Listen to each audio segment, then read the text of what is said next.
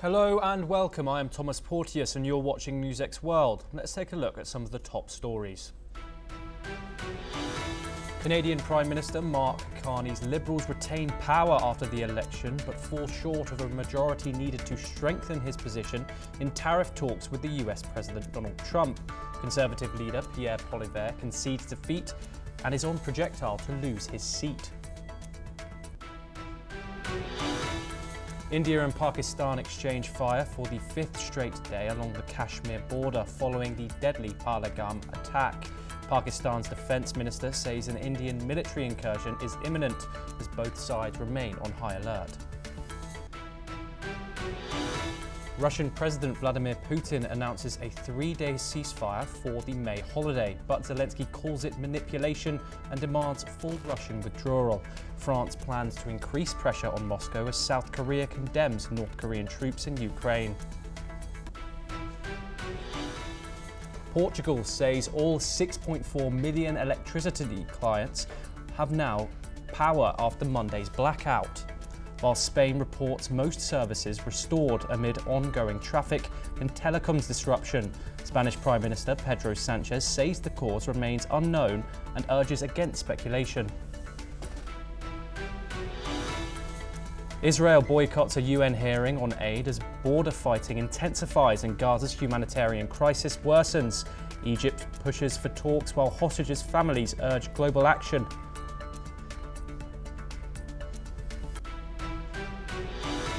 Shin Bet head Ronan Barr announces he will step down on June the 15th, saying he wants to allow a professional handover after 35 years of service. His resignation comes 6 weeks after Prime Minister Benjamin Netanyahu tried to remove him.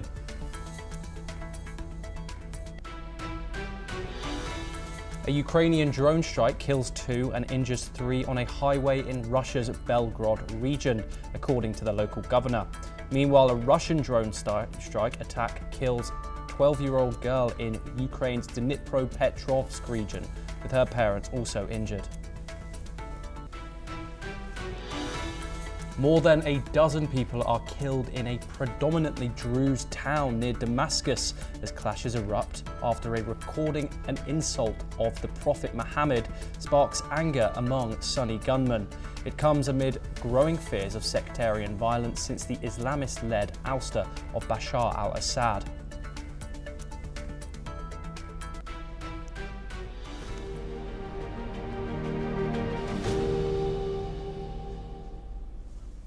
A remarkable turnaround in Canada's election as Mark Carney and the Liberal Party secure a surprising victory. In his victory speech, Carney slammed President Donald Trump, declaring Trump is trying to break us, but that will never happen, he said. Carney, now Canada's Prime Minister, also warned that the old relationship with the United States is over and pledged to build an independent future for Canada. Let's take a listen in to what Prime Minister Carney had to say after his victory. The system of open global trade anchored by the United States, a system that Canada has relied on since the Second World War, a system that, while not perfect, has helped deliver prosperity for a country for decades, is over. These are tragedies, but it's also our new reality. We are over the shock of the American betrayal. But we should never forget the lessons. As I've been warning for months, America wants our land, our resources, our water, our country. Never. But these are not idle threats. President Trump is trying to break us so that America can own us. That will never ever happen. But votes are still being counted with a potential minority government on the horizon. Carney's win is historic as he secured his seat for the first time in Nepean, Ontario, despite challenges from Conservative leader Pierre Poilievre. Pierre Poilievre has been defeated in Charleston, ending his nearly two-decade tenure as a Member of Parliament in the Ottawa area riding. Earlier in the day, Poilievre, conceding his loss, emphasised that hard lessons have been learned and vowed to hold Carney's government accountable on issues like tariffs and sovereignty. Let's take a listen in. Canadians have opted for a razor-thin minority government, a virtual tie in the vote count. So I would like to congratulate Prime Minister Carney on leading this minority government. We'll have plenty of opportunity to debate and disagree. We will always put Canada first as we stare down tariffs and other irresponsible threats from President Trump. Conservatives will work with the Prime Minister and all parties with the common goal of defending Canada's interests and getting a new trade deal that puts these tariffs behind us while protecting our sovereignty and the Canadian people. In a tough night for the New Democratic Party, Jagmeet Singh has conceded his riding and announced he will step down as leader. The NDP is projected to win only 8 seats, a far cry from the 24 it held at dissolution. Singh congratulated Mark Carney and the Liberal Party on their victory, stressing Carney's commitment to protecting Canada's sovereignty. A disappointing result for the NDP as it struggles to maintain official party status. A defining moment in Canadian politics as Carney promises to unite the country in the face of turbulent times. New Canadian Prime Minister Mark Carney is receiving a wave of international congratulations. Leaders from around the world have expressed their anticipation of working with the newly elected Prime Minister. Ukrainian President Volodymyr Zelensky congratulated newly elected Prime Minister Mark Carney, expressing confidence that Ukraine and Canada relations will deepen, especially in the shared goals of peace, justice and security. Indian Prime Minister Narendra Modi also shared his enthusiasm, saying he looks forward to working closely with Carney. Meanwhile, UK Prime Minister Keir Starmer congratulated him on his victory, emphasising the strong relationship between the two countries and promising to strengthen those ties. European Commission President Ursula von der Leyen also congratulated the Canadian leader, stating that the bond between Europe and Canada is growing stronger and both sides will continue to work on shared values, trade and multilateral cooperation. On the global stage, China also expressed its readiness to improve relations with Canada. While not offering direct congratulations, China's foreign ministry reaffirmed its stance on fostering mutual respect and benefit in bilateral ties. Let's take a listen in to what the Chinese Foreign Ministry spokesman had to say. 中方注意到有关报道，中方在中加关系问题上的立场是一贯的、明确的。中方愿在相互尊重、平等互利的基础上发展中加关系。 A remarkable turnaround for the Canadian Liberals, whose earlier campaign was facing steep challenges. This election marks a significant moment for the nation and its international partners. We are joined by Joshua Barnes, anchor and correspondent for NewsX World, to discuss this further. Joshua, thank you very much for joining us. This is obviously a dramatic turnaround for the Liberal Party of Canada. What can you tell us about said turnaround? Well, Thomas, absolutely. This is a huge turnaround. If you look at the start of 2025, many opinion polls had the Conservatives at a 20-point lead. Now, this is probably attributed to Justin Trudeau's decline in popularity. Of course, Trudeau stepping down and the political newcomer in Mark Carney stepping up as the leader of the Liberal Party.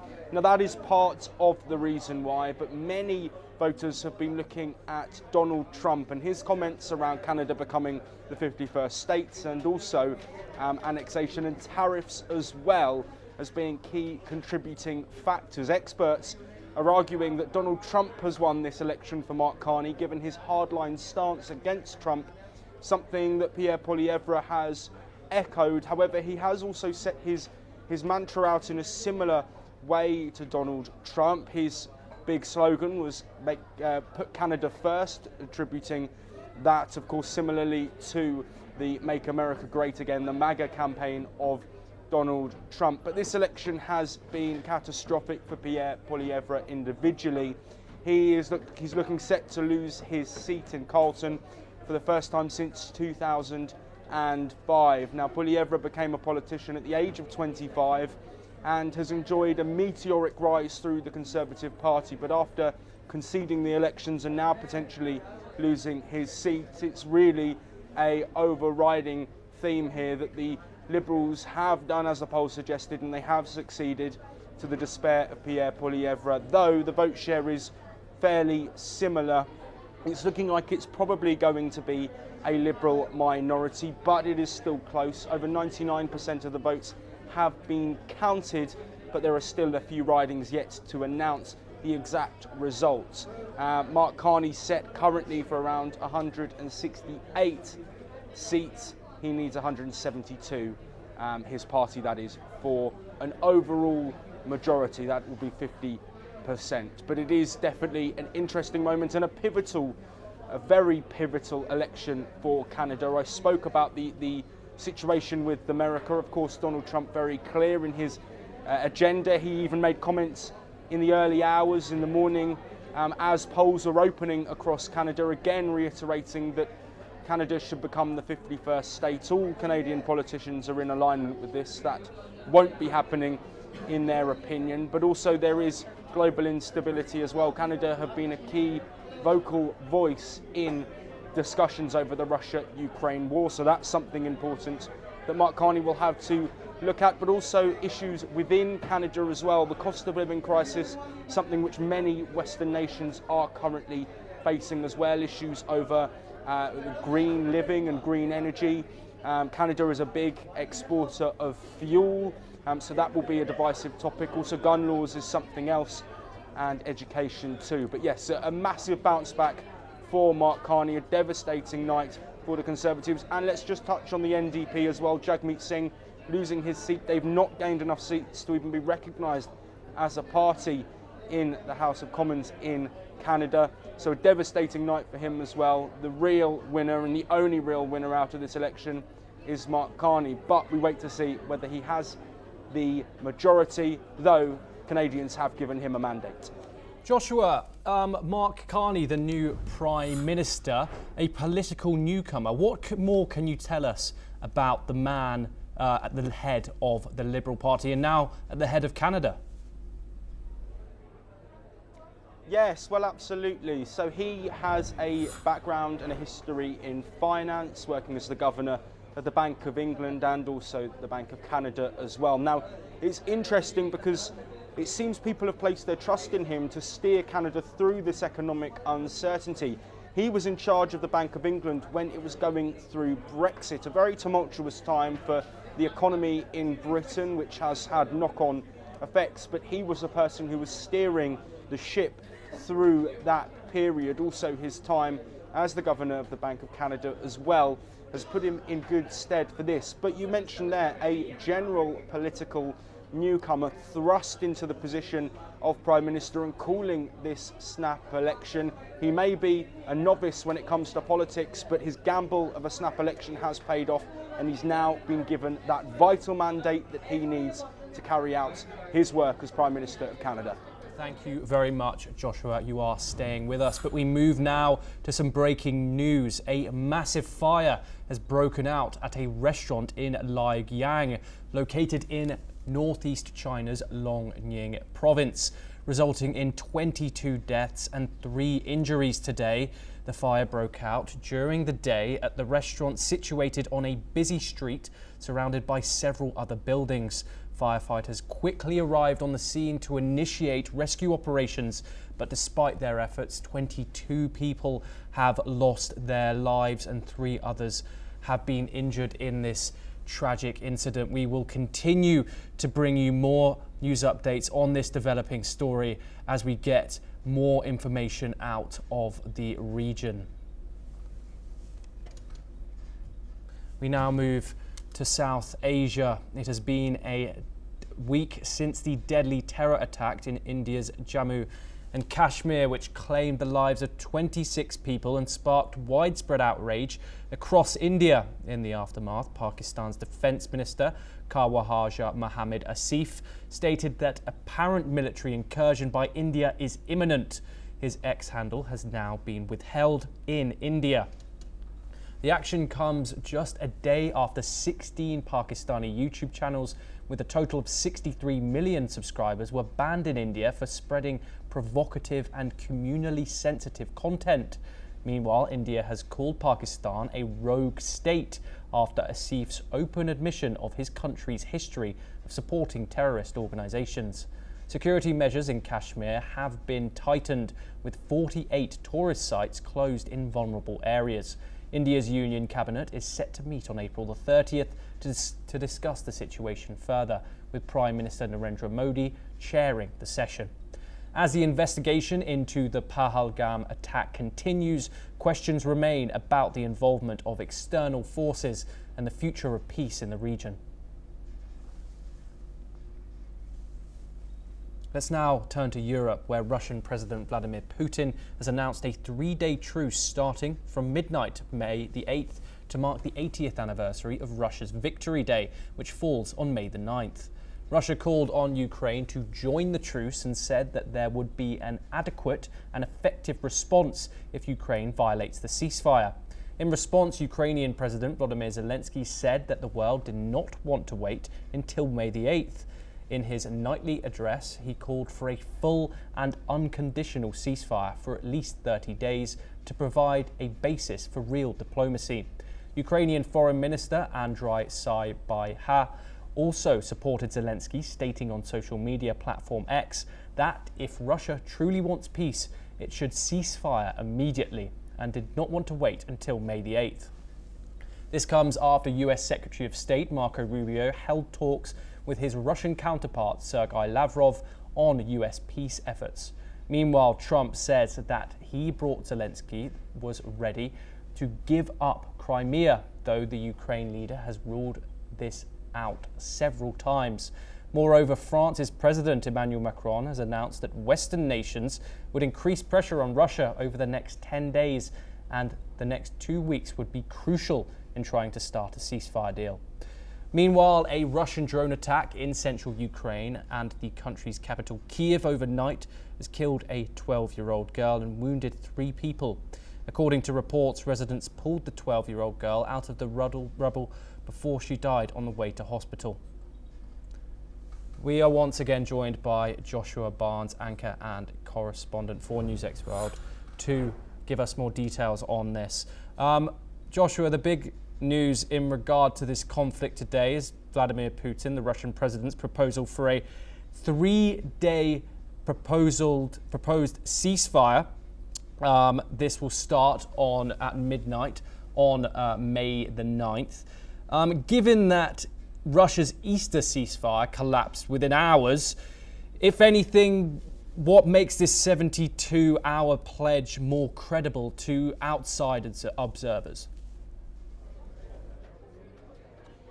Tom, thank you. I don't want to be too pessimistic. Obviously, we have to look at the facts and what has been stated. This 3-day ceasefire marking the 80th anniversary of the end of the Second World War from the 8th to the 10th of May is a significant move, and it is a significant step from the Russian leader Vladimir Putin. Of course, talks of a ceasefire, US brokered talks have been taking place, with negotiations ongoing, as you've mentioned there, Rubio speaking with Lavrov in the recent days. But of course, we are looking at a situation where ceasefires have already been agreed. There was a 30-day energy sector and energy infrastructure ceasefire, with both sides saying that the other breached it thousands of times. Also, a 30-day ceasefire on shipping around the Black Sea. So there is certainly optimism given the fact that Vladimir Putin has been outspoken over this ceasefire, but it's not been met with positivity. Volodymyr Zelensky, as you said, is very clear that he's looking for a permanent ceasefire.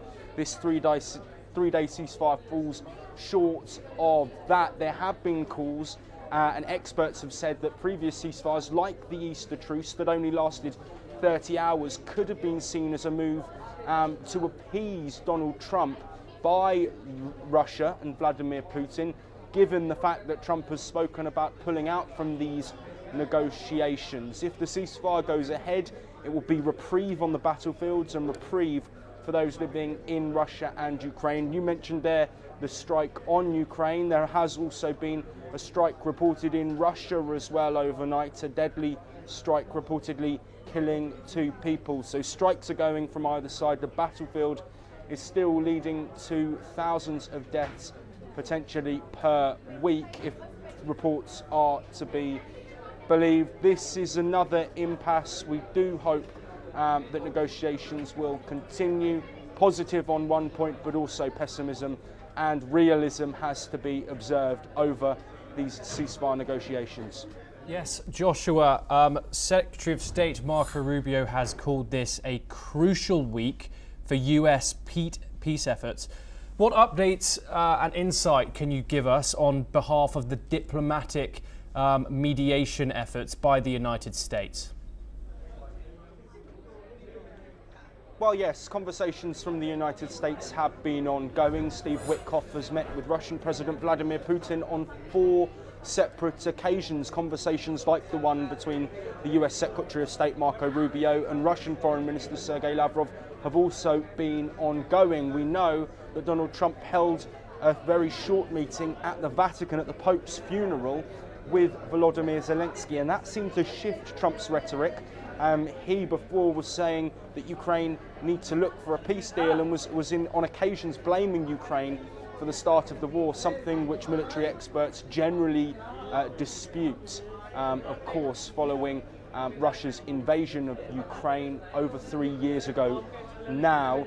But these diplomatic efforts are ongoing, and we can't forget Europe as well. Leaders in Europe, the incoming German leader Friedrich Merz, we've also got French President Emmanuel Macron and Keir Starmer of the United Kingdom have all been open in their regards for support for Ukraine, but also looking at potential sanctions on Russia. Now, the US have dismissed this previously, but the US, as I mentioned earlier, have voiced frustration over the lack of progress in this ceasefire deal and negotiations. One big sticking point is the issue around Crimea, which of course was annexed in 2014. Now, Donald Trump says that Crimea should be handed over to Russia, and that will speed up these peace negotiations. Ukraine have said adamantly from the start of this conflict, at least at the start of these serious peace negotiations, that Crimea staying in Russian hands is a non-negotiable. So let's be realistic here. That impasse remains, and while these short-term ceasefires will give reprieve to citizens and soldiers alike on both sides of the battlefield, there still is a long, long way to go before a full ceasefire is announced. Joshua Barnes, thank you very much for joining us and your insight. Let's now move over to the Middle East, where negotiations in Cairo aimed at securing a ceasefire in Gaza were reportedly on the verge of a significant breakthrough, according to 2 Egyptian security sources. However, there has been no official comment from Israel or Hamas on these claims. An Israeli official denied the breakthrough in a brief statement, but offered no further details. The Egyptian sources indicated that a consensus on a long-term ceasefire had been reached, although key issues remain unresolved, particularly concerning Hamas's weapons. Hamas has consistently stated that it will not lay down its arms, which is a major demand from Israel. This comes as Egyptian state TV reported that Egypt's intelligence chief, General Hassan Mahmoud Rashad, is set to meet with an Israeli delegation led by Strategic Affairs Minister Ron Dermer in Cairo. Qatar's Prime Minister Sheikh Mohammed bin Abdul Rahman Al Thani noted that a recent meeting in Doha had seen some progress, but no agreement had been reached on how to end the conflict. He stated that while Hamas is willing to release all remaining Israeli hostages in exchange for an end to the war, Israel insists on the release of hostages without offering a clear resolution on the war itself. Hamas has expressed its openness to a long-term truce with Israel. The conflict, which began after Hamas's October the 7th attack in 2023, has left over 52,000 Palestinians dead, according to the Palestinian health officials. Moving on now, Japan's Prime Minister Shigeru Ishiba arrives in the Philippines today for high-stakes talks amid rising tensions in the South China Sea. At the top of the agenda are growing Chinese aggression in the South China Sea and pressure from US trade tariffs. Ishiba meets President Ferdinand Marcos as both nations reaffirm their alliance with the US. Negotiations on 2 defence pacts are expected, with one for military logistics and another for secure information sharing. This will further tighten Japan-Philippines defence ties. Ishiba criticised China's unilateral attempts to change the status quo by force ahead of his trip. Beijing's Coast Guard has been accused of ramming and blocking Philippine ships in disputed waters. Meanwhile, markets jumped as US President Donald Trump announced auto firms will be spared additional tariffs. They'll also be reimbursed for fees already paid. Commerce Secretary Howard Lutnick hailed it as a major victory. Staying in the Indo-Pacific, tensions are once again rising in the Taiwan Strait. Taiwan's Ministry of National Defense reports that today it had tracked 27 Chinese military aircraft and 9 Navy vessels, along with 1 other ship operating near the island. Significantly, all 27 aircraft crossed the median line of the Taiwan Strait, entering Taiwan's northern and southwestern air defense identification zones. In response, Taiwan scrambled fighter jets, deployed naval vessels, and activated its coastal missile systems to keep a close watch. This marks yet another show of force from Beijing, continuing a pattern of increased military maneuvers in the region, maneuvers that are raising alarms about regional stability. Taiwan, which has governed itself since 1949, is claimed by China as part of its territory. Beijing has made no secret of its goal to bring the island under its control, even suggesting force could be used if necessary. Meanwhile, Taiwan's ruling party is taking precautions. In light of growing concerns about Chinese espionage, party members are now required to report any planned visits to China, including Hong Kong and Macau. That policy follows a report by Radio Free Asia, highlighting fears over infiltration. Let's turn back to the Middle East, where according to local media, more than a dozen Druze citizens were killed in Syria today after heavy clashes with security forces in the Damascus suburb of Jaramana, a Druze Christian area. According to the Syrian Observatory for Human Rights, the violence began when Islamist government forces stormed the district following the spread of an audio clip containing alleged religious insults. Residents said fighting broke out overnight and lasted around 30 minutes, followed by sporadic gunfire and shelling. "We were trapped in our homes," one resident told reporters anonymously. "The streets are deserted and children haven't gone to school." Jaramana's Druze religious leadership condemned the assault, calling it unjustified and blaming Syrian authorities for escalating the crisis. The Interior Ministry responded, urging calm and warning against actions that disrupt public security or threaten property. Authorities say they are working to identify the source of the offensive audio recording. Tensions have simmered in Jaramana since late February after a deadly checkpoint shooting and further clashes with local armed groups. Israel, which has a Druze population of its own, has warned Syria's Islamist-led government against harming the community. Maintaining order in post-Assad Syria remains a central challenge for the new regime.